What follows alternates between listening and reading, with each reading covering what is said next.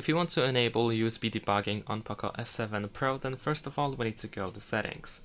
And at first we need to enable developer options. To do so we need to choose about phone, and you need to keep tapping on OS version until you will see the information that you are now a developer. I have already done this, so I have a different message instead. But after that, go back to the settings, scroll down in the settings to choose additional settings, and then scroll down in additional settings to find developer options over here. And then in these developer options, you should be able to find USB debugging. So you can tap on the switcher to turn this option on.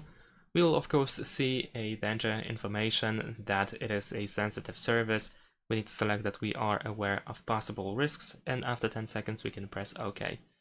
And in addition to that, we have some additional options like install via USB or additional USB debugging option for security settings. So in some cases, you might need to enable this one as well.